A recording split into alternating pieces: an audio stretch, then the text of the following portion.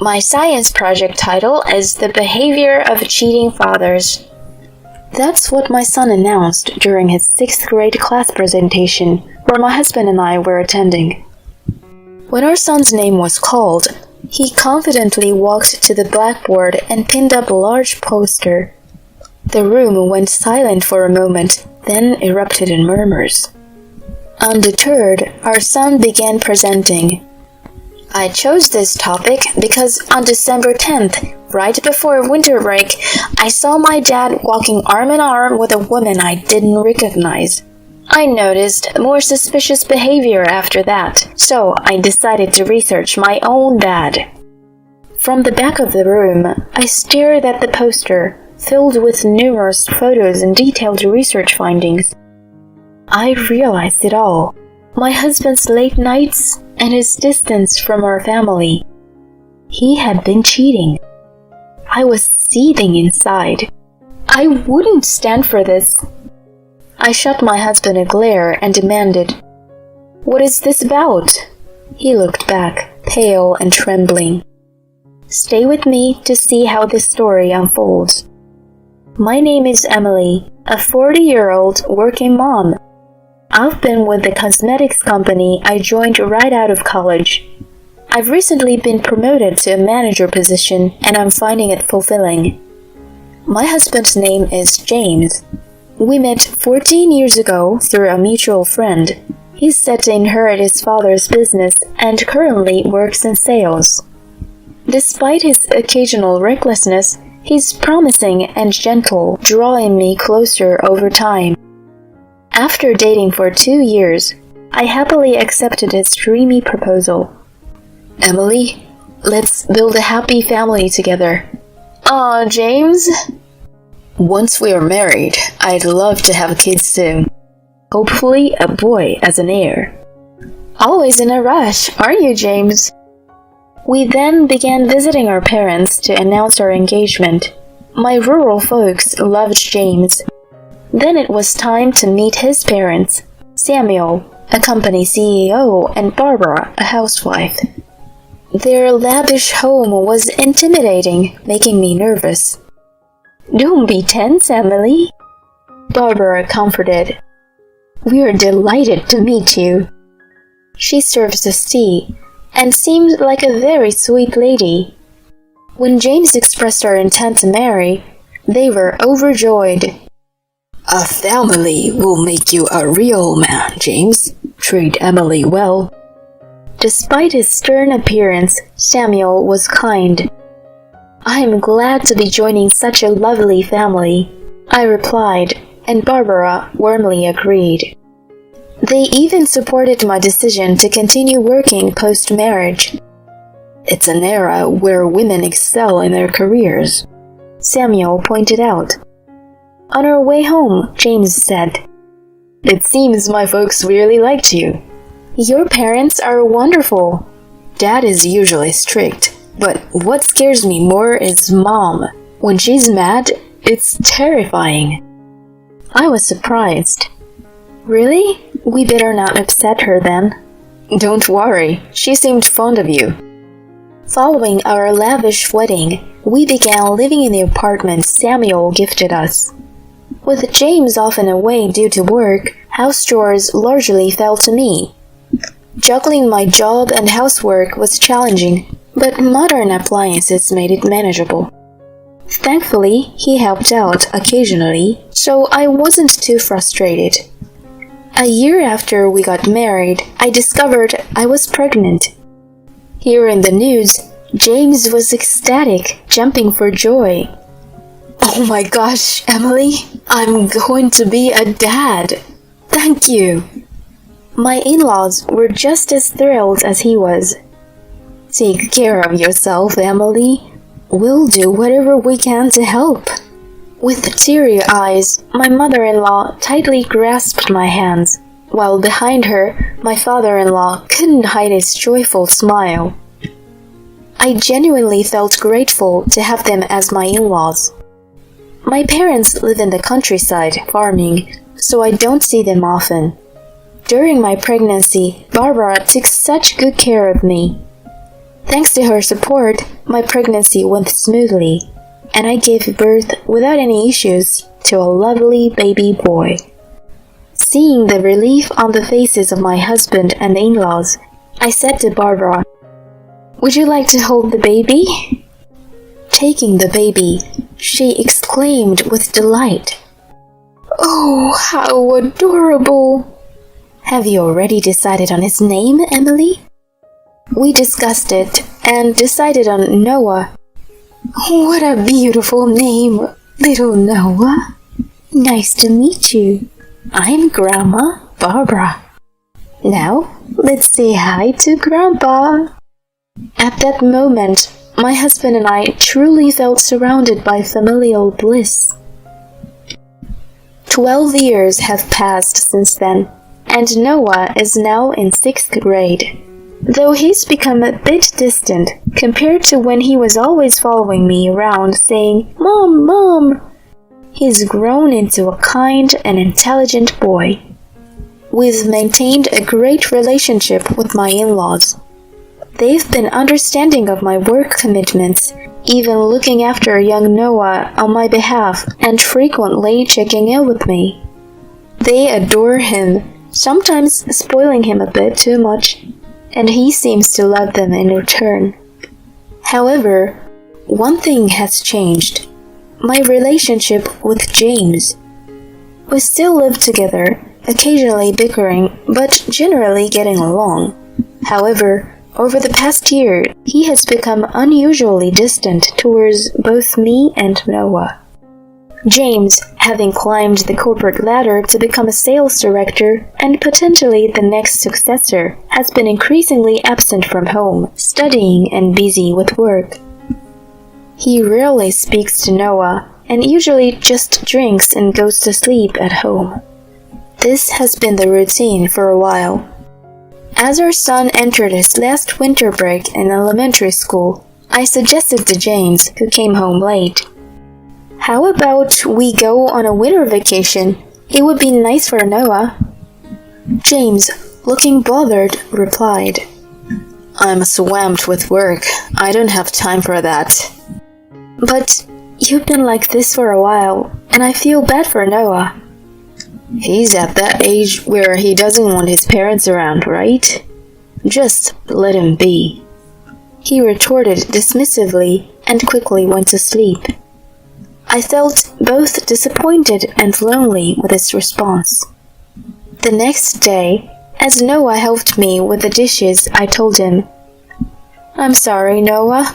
We might not be able to go on a trip this year, but we can visit the museum or something, okay?" "It's okay, Mom. You just focus on your work," he replied nonchalantly. I wondered if James was right about him preferring the company of friends over parents now. "But you have your project, right? Let me know if there's anything I can help with." "I've already decided on my research project topic. I want to focus on that." "I see. Well, I won't bother you then. Good luck with it." Though he still had some childlike traits, I felt proud of how mature he had become. Throughout the winter break, James was busy with work, and I was tied up too, so Noah spent more time at his grandparents'. He seemed engrossed in his assignments and research, staying in his room most of the day. However, we made sure to share dinner together every evening and chat. I believe our mother-son relationship remained strong. Occasionally, I noticed him looking at me as if he wanted to say something, but I decided to wait until he was ready to talk. And just like that, winter break came to an end, and after a little while, the last open class session of elementary school approached. I decided to ask my father-in-law to have James take the day off from work so he could join me for the class visitation. James seemed hesitant and a bit annoyed, but upon my urging, he entered the classroom. The main event for the open class was for each student to present the independent research they had conducted during the break. One by one, The kids presented their findings, like observation of plants or their own handmade crafts. As I watched them with a smile and clapped, a thought struck me. Noah had seemed really engrossed in his independent research, but what was he going to present? He confidently stood in front of the chalkboard and pinned a large poster to it. The title of my research is The Behavior of a Cheating Father. The classroom went silent for a moment, and then suddenly everyone began whispering. Regardless, Noah calmly read out the contents of his poster. First, I'll explain why I chose this topic. On December 10th, just before winter break, I saw my dad walking arm in arm with a woman I didn't recognize. I noticed other suspicious behaviors, so I decided to research my own father. From the back of the classroom, I stared at the poster. It was filled with various photographs and densely written research findings. It all made sense to me then. The reason why my husband has been coming home late and had been so distant was because he had been cheating on me. I was seething. This is unforgivable. I immediately turned to my husband and demanded, "What's this about?" He looked pale and trembling. The teacher quickly interrupted Noah's presentation, and even though he pleaded to continue, the teacher told him he couldn't. From the back, I called out to my son, "Let's go home, Noah. I promise I'll listen to your entire presentation." "Mom." With that, we left the classroom under the curious gazes of others. In the parking lot, I sharply told James, who was turning pale and trying to get into the car, "You can walk home." I drove straight to my in-laws' house with my son. "What happened, Emily? Why isn't Noah in school?" Barbara exclaimed, while her husband looked on with a puzzled look. To them I said, "Please, take a look at Noah's research." I had him spread out his poster on the table. I hadn't been able to see it from the back of the classroom, but the contents were incredibly detailed. It included sections like Observing My Father's Day, with notes like leaves for work at 8:30 a.m., leaves office around 10 a.m. with a new female coworker. They head to a cafe and flirt, return to the office after lunch, leave again at 1:30 p.m. and go to a hotel, then dinner at a restaurant. There were photos he took himself, even one of his father coming out of the hotel. My in-laws were stunned. "Oh my goodness." We should confirm this with James. After they reviewed everything, including sections on identifying woman A, recording my father's weekend activities, differences in my father's behavior at home and with A, and text messages between my father and A, Samuel finally said with a shaky voice, "Noah, this is very well done, and that's commendable." "Thank you, Grandpa." "But, Noah, why didn't you tell your mother about this?" Noah, with a quivering voice, responded, "I thought it would make Mom sad, but I couldn't stand it. I found online that if I wanted to accuse someone, I needed evidence, so that's why I did this." Tears streamed down his face. Holding him tight, I said, "It's okay, Noah. Thank you. I promise I'll protect you. I'm stronger than I might seem." "I'm sorry, Mom, but I can't see him as my dad anymore." I nodded, took him home, and made him dinner. Later, when I received a call from Samuel, I headed back to their house. In the living room, James sat with visibly angered Samuel and his mother, who was also as mad. Spread out on the table was Noah's project. "Now that we are all here, James, explain this," Samuel said in a low voice. This is a misunderstanding of Noah's part. I confronted him. A misunderstanding, you say? Then what about this photo of you entering the hotel? Are you saying that Noah just made this up? Oh, and this lady here, Abigail Walker. She's a new employee in your department at work, huh? I even have screenshots of your chats. I love you, Abby. Can't wait to be with you tomorrow. We're going to get married, Abby. Then you'll be Mrs. CEO. Aw, isn't that sweet? Please, just stop. He finally admitted, defeated. Alright, I admit. I cheated on you. It's pretty obvious when it's laid out like this. I can't believe Noah found out. Holding his head in his hands, he looked up. His father informed him. I heard from your deputy manager. Everyone in the company has known about your affair with the new girl, but they were too scared of your position to say anything. What? Using the company car for your rendezvous during business hours? Unbelievable. You're fired, and so is she. James pointed at himself in disbelief. Even though I'm the next CEO? Who said I'd let you take over? Shame on you, you disgraceful son. Dad!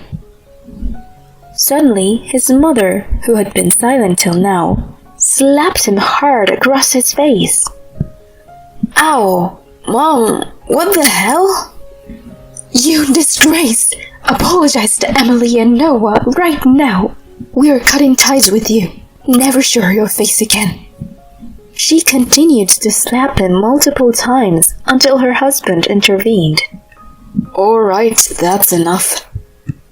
True to her reputation, James was most afraid of his mother. With a face flushed from the slaps, he staggered over to me. Emily, I'm sorry. Please, if you forgive me, everything can be fixed. Please forgive me. With all the strength I had, I shouted back. Are you out of your mind? You didn't just betray me, but also left a scar on Noah's heart. We are getting a divorce. I'll be claiming alimony and child support, so brace yourself, you jerk. Go to hell.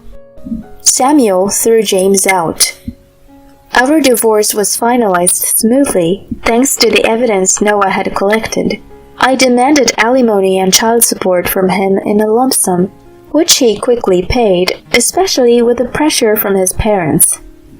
As promised, his father really fired both James and his mistress.